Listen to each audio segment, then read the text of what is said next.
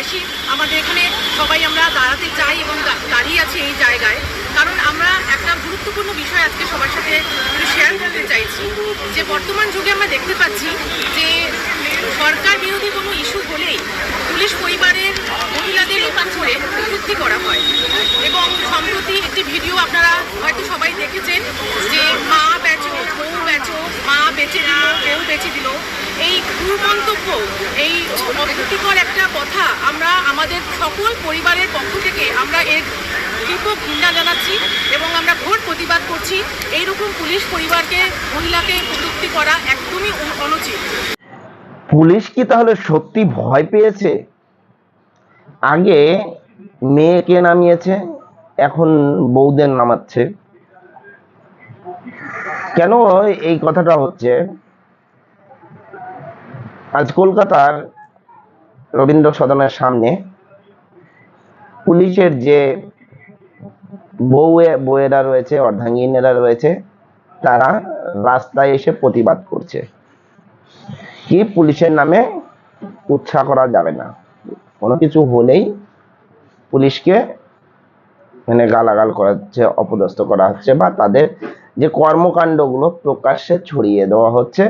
সেই জন্য কেউ যদি পুলিশের নামে কুৎসা বা কোনো অঘটন দেখায় তাহলে তারা রাস্তায় প্রতিবাদে নামবে।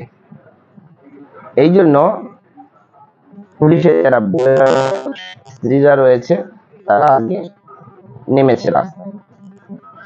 আচ্ছা, তাদেরকে আমি এটুকু বলতে চাই, তারা বয়সে কেউ আমার মায়ের সমান, কেউ আমার মাসির সমান, কেউ কাকির সমান, কেউ আছে বৌদির সমান, কেউ আবার দিদির সমানও আছে, হয়তো আমার বোনের সমান নেই, দিদির সমানও আছে। তো তাদেরকে একটা কথা বলি, স্বামীরা যে এইসব কর্মকাণ্ডগুলো করে তখন কি আপনারা কখনো বলেছেন যে তোমরা এটা কেন করছো, তোমরা এটা থেকে বিরত থাকতে পারো না? এটা কখনো বলেছে? আজকে এই অভয়া কাণ্ডের পরে যেভাবে দেখা গেছে, যেভাবে দাপাদাপি হয়েছে এই পশ্চিমবঙ্গের রাজ্যে, মানুষ যেভাবে সকল নারী পুরুষ উভয়ে এই রাস্তায় নেমে এসেছিল অভয়ের প্রতিবাদে, সেখানে পুলিশ গিয়ে খাটের নিচে লুকিয়েছিল।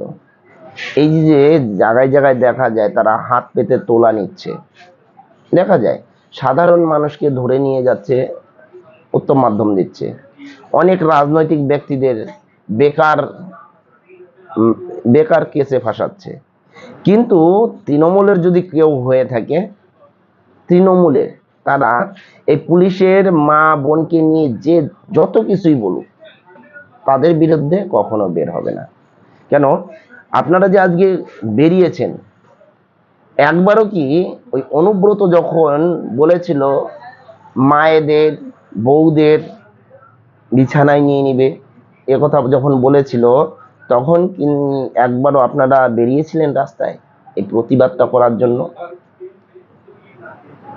যখন এই অভয়া কাণ্ডটা হলো তখন এই প্রতিবাদে অনেক লোক রাস্তায় নেমেছিল, তাদেরকে পুলিশ যে হারে অত্যাচার করেছিল, যেভাবে অত্যাচার করেছিল, এই যে সাধারণ শিক্ষকরা তারা যখন নিজস্ব দাবি করতে গিয়ে তারা যখন যেভাবে মার খেয়েছে, কখনো তাদের জন্য কি প্রতিবাদ করেছেন যে তোমরা এটা কেন করছো?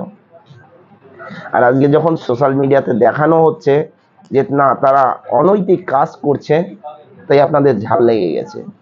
আমি মায়েদের, কাকিদের, মাসিদের, বৌদিদের এবং দিদিদের সকলকে বলছি যে আপনারা নিজের স্বামী যারা পুলিশের চাকরি করে, তারা এই দলদাসের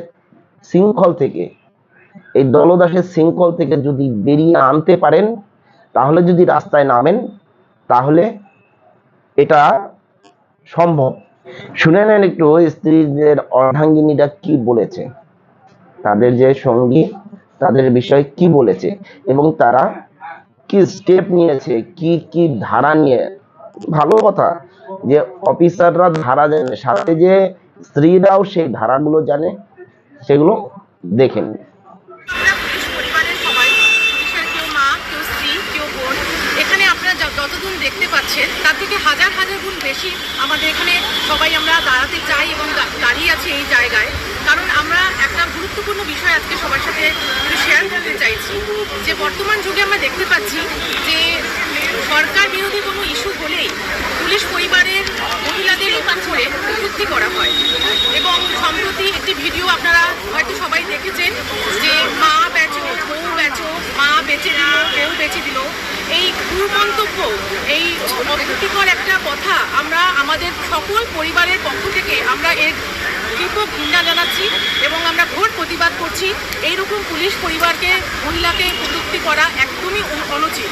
এবং শুধু তাই নয়, আজকে পুলিশ সকাল থেকে রাত অবধি তারা সব সময় সমাজে নিজেদের নিয়োজিত করেছে এবং পেছনে কারা রয়েছে, পেছনে রয়েছে সেই পুলিশ পরিবারের মা, স্ত্রী, যারা সর্বক্ষণ 365 দিন খুব নানানভাবে অক্লান্ত পরিশ্রম করছে যে তারা যা তাদের হাজবেন্ডরা, তাদের বাবারা, তারা যেন সুন্দরভাবে এই সমাজকে পরিচালিত করতে পারে ঠান্ডা মাথায়। তার জন্য আমরা যারা গৃহবধূ আছি তারা সবসময় চেষ্টা করি যে আমাদের স্বামীরা ভালোভাবে যেন চাকরি করতে পারে, সমাজের যত কল্যাণ হয়।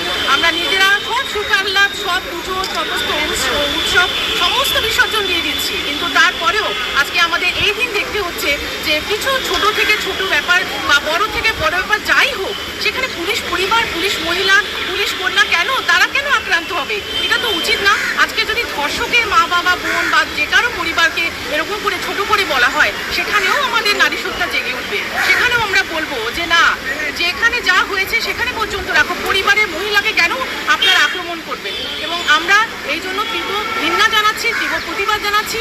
শুধু তাই নয়, আমরা এটাও বলতে চাইছি যে আগামী দিনে যদি ফেসবুক বা কোনো ধর্মঘট বা কোনো মিছিলে যদি এই ধরনের আমরা আর মন্তব্য পাই, তাহলে কিন্তু আমরা আগামী দিনে আরো বড় পদক্ষেপ নেব।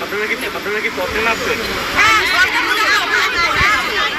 কারণ এটা আমাদের সম্মান। এখানে আপনি যতজন দেখছেন তার থেকে হাজার হাজার গুণ বেশি আমাদের এখানে কণ্ঠস্বর মিলিত আছে। হয়তো তারা এই মুহূর্তে তারা এখানে আসতে পারেনি, কিন্তু আমাদের কথার সঙ্গে তাদের কথা একই মত যে পুলিশ পরিবারের মহিলারা কেন আক্রান্ত হবে, কেন তাদের প্রতি কটূক্তি করবে।